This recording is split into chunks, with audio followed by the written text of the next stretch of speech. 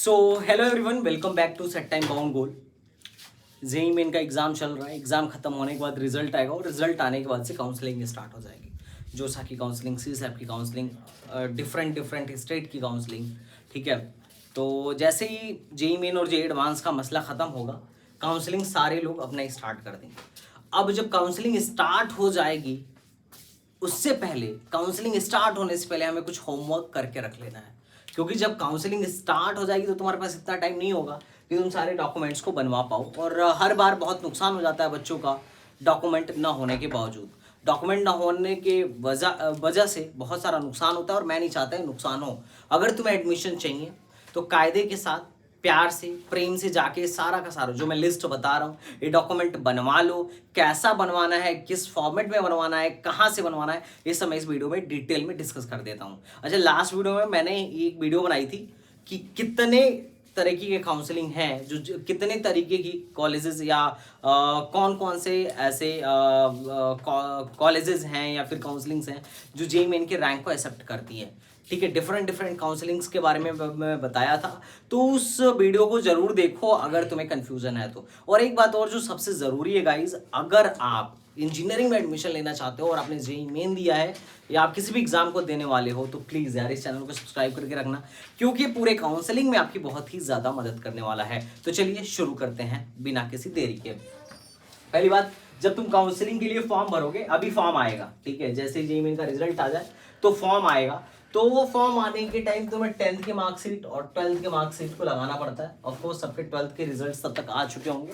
ठीक है, उसके बाद से डोमिसाइल सर्टिफिकेट लगाना पड़ेगा। अब डोमिसाइल का मसला क्या होगा, देखो, अगर जेईई मेन से अगर तुम जोसा में एडमिशन ले रहे हो, अगर तुम जोसा में एडमिशन ले रहे हो तो सीधी बात यह है कि तुमने जिस भी स्टेट से 12th करा है, तुमने जिस भी स्टेट से 12th करा है वही तुम्हारा डोमिसाइल माना जाएगा। जैसे तुमने दिल्ली से 12th करा है, मतलब आईटी एनआईटी में अगर तुम एडमिशन ले रहे हो तो एनआईटी के लिए जो स्टेट कोटा लगेगा वो दिल्ली का लगेगा, क्योंकि तुमने दिल्ली से करा है, चाहे तुम जिस भी स्टेट को, मैटर नहीं करेगा।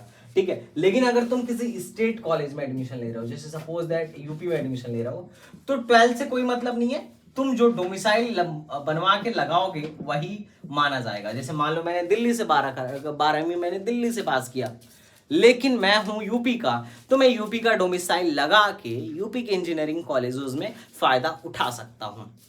बात समझ में आ रहा है? ठीक है, बहुत बढ़िया। तो ये चीज ध्यान रखना। उसके बाद से कैटेगरी सर्टिफिकेट, जो कि सबसे ज्यादा इंपॉर्टेंट है, तुम्हें लेटेस्ट वाला बनवाना होगा, अभी लेटेस्ट वाला बनवाना होगा। हालांकि तुम्हारे कैटेगरी सर्टिफिकेट पे लिखा होगा कि 3 साल के लिए वैलिड है, उस बात पे बिल्कुल मत जाना, ये लोग सीट कैंसिल कर देंगे। सच बता रहा हूँ, परेशान करके रख देंगे तुम्हें। नौबत यहाँ तक भी आ सकती है कि तुम्हारा सीट कैंसिल हो जाए, तो उस चक्कर में नहीं पड़ना है, लेटेस्ट बनवा लो। अब लेटेस्ट बनवा लो। अब उसमें ईडब्ल्यूएस, ओबीसी, एससी और एसटी, अगर तुम इस कैटेगरी में आते हो तो एक कैटेगरी बनवा लो। अब एक तुम्हारे मन में डाउट आएगा कि भैया अगर मान लो मुझे स्टेट में बैठना है, अगर यूपी2 में भी बैठना है और जोसा में भी बैठना है, तो मैं क्या बनवाऊं, स्टेट या सेंट्रल? तो देखो भैया, अगर तुमको जोसा में बैठना है, एनआईटीज में तुम्हें लेना है, ठीक है, तो वहां पे तुमको क्या करना होगा, सेंट्रल ओबीसी सर्टिफिकेट बनवाना होगा। और अगर तुम स्टेट में एडमिशन लेना चाहते हो तो स्टेट ओबीसी सर्टिफिकेट बनवाना होगा। ध्यान रखना, ये तुम्हारा तहसीलदार बना के दे देगा। तुम बोल देना कि भैया हमको सेंट्रल चाहिए तो सेंट्रल, और स्टेट में अगर एकेटिव के अंडर या एचबीटीयू ट्रिपल एमयूटी में एडमिशन लेना है तो बोलोगे स्टेट का चाहिए तो स्टेट, मतलब यूपी गवर्नमेंट के द्वारा ओबीसी सर्टिफिकेट प्रमाणित चाहिए या सेंट्रल गवर्नमेंट के द्वारा, इस बात पे डिपेंड करेगा कि तुम किस काउंसलिंग के थ्रू एडमिशन लेने वाले हो। तुम एनआईटी में एडमिशन लेना चाहते हो या फिर स्टेट कॉलेज में एडमिशन लेना चाहते हो, तो ये बहुत ध्यान देना। ईडब्ल्यूएस सर्टिफिकेट बहुत जरूरी है, क्योंकि ईडब्ल्यूएस जो है ओबीसी के ऑलमोस्ट बराबर है। कई बार क्या होता है कि ईडब्ल्यूएस वालों की रैंक ओबीसी से भी कम जाती है। सच बता रहा हूं, मैं फैक्ट हूं, मैं देख रहा, मैं ये फैक्ट है, मैं देख रहा हूं, बहुत कॉलेजों में ऐसा होता है। तो ईडब्ल्यूएस वाले भाई लोग रिस्क नहीं लेना। अगर ईडब्ल्यूएस बन पा रहा हो, कोई भी थोड़ा सा भी चांस हो, तो पक्का बनवा लेना। उसके बाद एससी वाले एससी सर्टिफिकेट बनवा के रखेंगे, एसटी सर्टिफिकेट बनवा के रखेंगे। तो तुम्हारे पास कैटेगरी सर्टिफिकेट तुम्हारा होना चाहिए, इस मैंडेटरी। उसके बाद अब बात करते हैं सब कैटेगरी सर्टिफिकेट का। तो बहुत सारे बच्चे हैं जो हैंडीकैप्ड हो सकते हैं, बहुत सारे बच्चे आर्म फोर्सेस, मतलब बहुत सारे पेरेंट्स के, बहुत सारे बच्चे ऐसे होंगे जिनके पेरेंट्स आर्म फोर्सेस में हैं, जिनके पेरेंट्स फ्रीडम फाइटर हैं, भाई पेरेंट्स या मतलब घर में कोई फ्रीडम फाइटर रहा हो तो भैया ये सर्टिफिकेट बहुत मायने रखता है। इतना फायदा होता है ना जितना ओबीसी का भी फायदा नहीं होता है, उससे कहीं ज्यादा सब कैटेगरी का फायदा होता है। तो प्लीज यार सब कैटेगरी बनवा के रख लेना। लेकिन ध्यान देना, अगर तुम यूपी में कर रहे हो काउंसलिंग तो सिर्फ पहले और दूसरे राउंड तक ये सब कैटेगरी वैलिड होता है।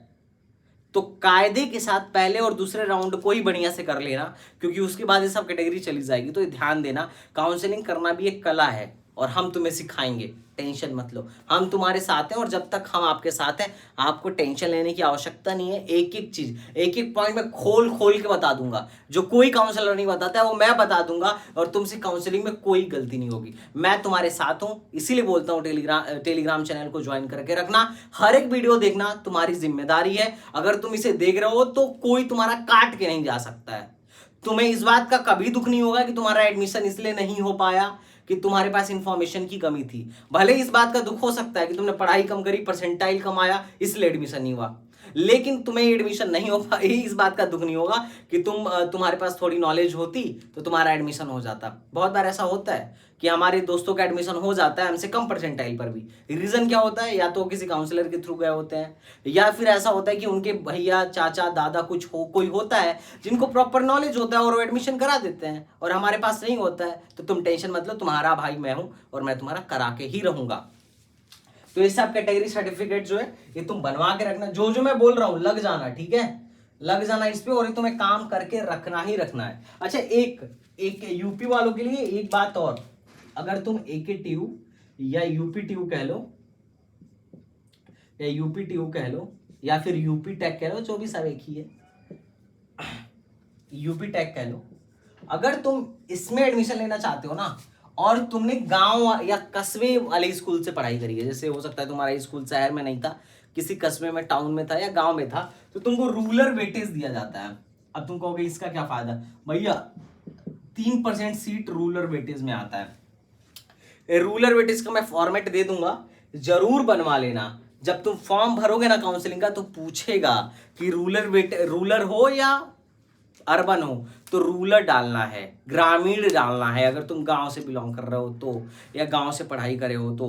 और अगर तुम्हारा स्कूल ग्रामीण क्षेत्र में आता है तो पक्का 3% का वेटेज मिलेगा, और इसका बहुत फायदा होता है। मैं खुद अपने हाथों से बहुत लोगों का रूलर लगा के और काफी कम परसेंटाइल पे काफी अच्छे कॉलेज में भिजवा दिया हूँ, इसलिए कह रहा हूँ ये रूलर भी वो करना। मैं फॉर्मेट भेज दूंगा तुम्हारे स्कूल से, बस स्टंप लगवा के लगा देना, हम बताएंगे कैसे अपलोड करना है, तो तुम टेंशन मत लो, ठीक है। अच्छा, फॉर्म भरते टाइम ना जैसे जैसे मैं बताऊंगा काउंसलिंग का फॉर्म कैसे कैसे भरना है, वैसे वैसे तुम भरना, क्योंकि ना FW सीट में बच्चे नो कर देते हैं और बाद में वो FW के लिए एलिजिबल होते हैं फिर भी उन्हें नहीं मिलता है। FW का मतलब हुआ फी वेबियर सीट, और लोग शुरू में ही फॉर्म भरते टाइम कबाड़ा कर देते हैं। रीजन क्या है? बोलते हैं कि साइबर कैफे वाले ने कबाड़ा कर दिया, हमें मालूम नहीं था। तो अरे भाई, नहीं मालूम था तो कम से कम संदीप भैया की वीडियो देखो, हमारे प्रोसेस के अकॉर्डिंग चलो, हम जैसे जैसे बोल रहे हैं वीडियो में आके बताएंगे, वैसे वैसे तुम भरते जाना।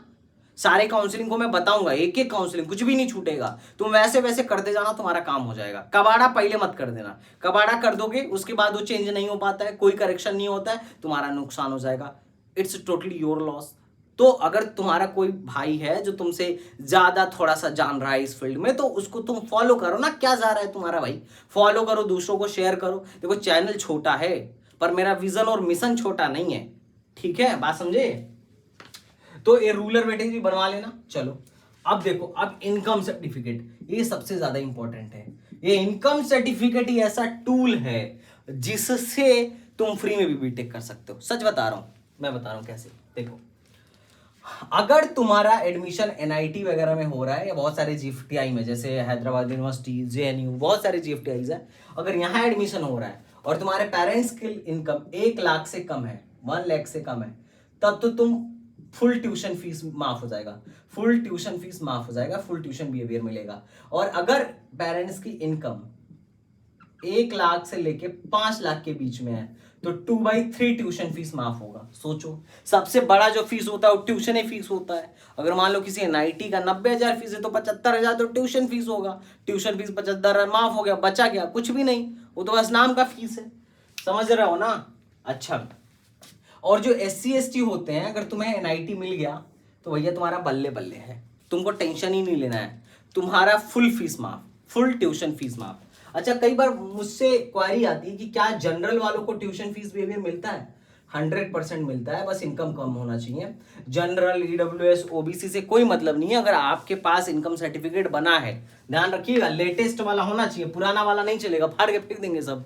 तो लेटेस्ट वाला होना चाहिए। अगर आपके पास लेटेस्ट वाला है तो आपको बिल्कुल ट्यूशन फीस बिहेवियर मिल जाएगा।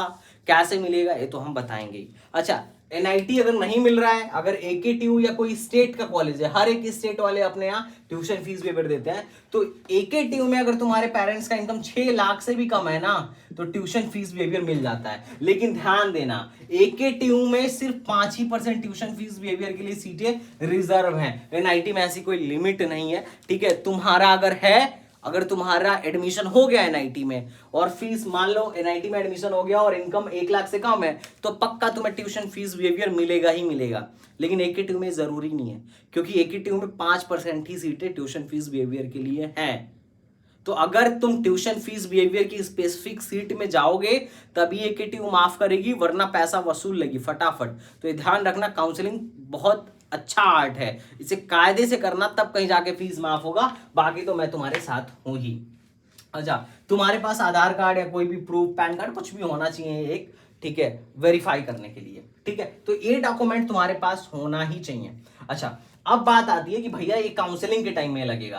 काउंसलिंग के बाद क्या होता है, काउंसलिंग के बाद ना तुम्हें फिजिकल वेरिफिकेशन के लिए जाना पड़ता है और इन सब का ओरिजिनल लेके जाना पड़ता है। काउंसलिंग टाइम में तो सिर्फ इनका सॉफ्ट कॉपी तुम अपलोड करोगे पोर्टल पे, लेकिन बाद में जब तुम्हें कॉलेज मिल जाएगा तो फिजिकल वेरिफिकेशन होता है, उसके लिए तुम्हें जाना पड़ता है और इस सब का ओरिजिनल लेके जाना पड़ता है। कुछ और डॉक्यूमेंट भी लगते हैं, जैसे जेईई मेन का आधार का जेईई मेन का admit card, application form, JEE main का score card, seat allotment letter, TC, CC, और भी मेडिकल सर्टिफिकेट होता है, और एक दो सर्टिफिकेट होते हैं, एंटी रैगिंग सर्टिफिकेट होता है। तो तब होगा जब तुम्हें एडमिशन मिल जाएगा। लेकिन एडमिशन मिलने से पहले काउंसलिंग में ये सब चाहिए, और अगर एक बार एडमिशन मिल जाए तो ये सब चाहिए, ठीक है। तो हम बात कर लेंगे कि जब तुम फिजिकल रिपोर्टिंग के लिए जाओगे तो मैं तुम्हें पूरा तैयार करके भेजूंगा, तुम चिंता मत करो, ठीक है। जब तक हम हैं तो किस बात का गम है, तुम्हारा आराम से एडमिशन होगा। बस तुम एक बढ़िया रैंक और एक बढ़िया परसेंटाइल लेके आओ, मैं हमेशा तुम्हारे साथ हूँ, चाहे तुम्हारी 30 परसेंटाइल है या 99 परसेंटाइल है। डेफिनेटली हर एक के लिए हमारे पास कॉलेज है, we will suggest our best, तो तुम टेंशन मत लो। चलो मिलते हैं नेक्स्ट वीडियो में, तब तक के लिए बाय बाय, टाटा एंड जय हिंद।